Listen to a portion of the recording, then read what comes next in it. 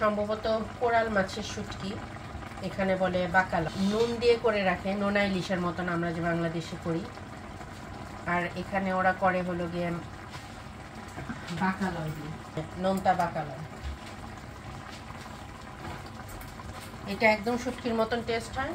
আমি মনে করি বাংলাদেশের চাইতে অনেক ফ্রেশ, কারণ বাংলাদেশে মানে অনেক ধুইতে হয়, অনেক ক্লিন করতে হয়, ধুলার মধ্যে ওরা শুটকি শুকায়। বাট এখানে একদম ক্লিন, ফ্লেভারটা অনেক ভালো আসে, বেশি ক্লিন করতে হয় না, একদম সুন্দর। আর এটা দিয়ে যদি আপনি মিক্সড সবজি দিয়ে, মিক্সড ভেজিটেবল দিয়ে যদি রান্না করে খান, অনেক ভেজিটেবলও খাওয়া হয়, আবার খুবই টেস্টি একটা জিনিস হয়, মানে কারিটা খুবই টেস্টি হয়। করে দেখতে পারেন। জাস্ট শুটকির মতো, শুটকি দিয়ে আমরা যেসব করি আইটেম ওগুলাই,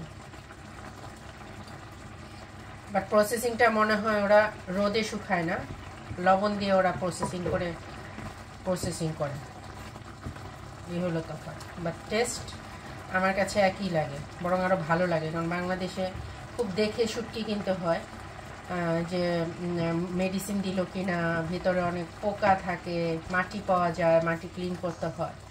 এটার ব্যাপারে সেই জিনিসটা নেই, শুটকিরই ফ্লেভার থাকে আর একদম ক্লিন থাকে।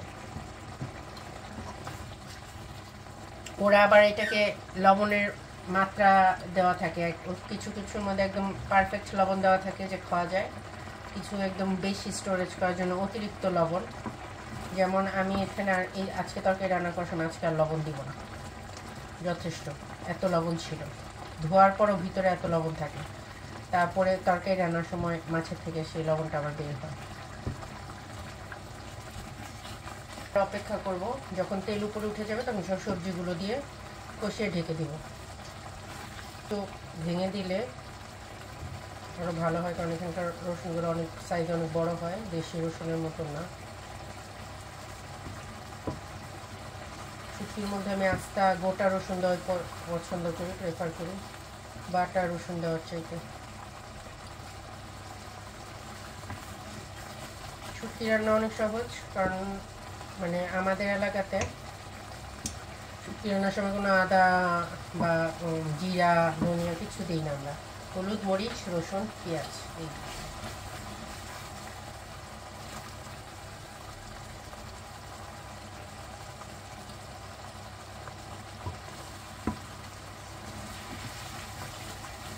রান্নাটা সম্পূর্ণ অলিভ অয়েলে করছি।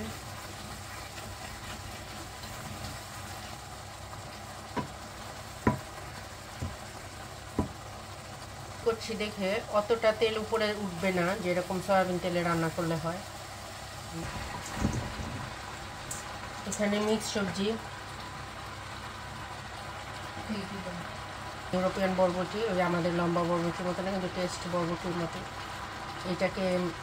এটার সাইজ থাকে 1 বিঘার মতন, এটাকে কেটে নিয়েছি। তারপরে বেগুন, মূলা, এই সবজিগুলো খুব ইম্পর্টেন্ট শুটকি রাঁধতে গেলে। বেগুন থাকতেই হবে, আলু একটু স্টার্চ ভাব আসার জন্য, মূলা একটা আলাদা ফ্লেভার দিবে, আর হলো বরবটি, এটা সাইড মিষ্টি কুমড়া দিতে পারেন। তারপরে লাস্টের দিকে আমি একটু শাক দিই, বিটের শাক এটাকে বলে, এই শাকটা আমি খুব পছন্দ করি, বিটের শাক। এটার মধ্যে একটু ডাটা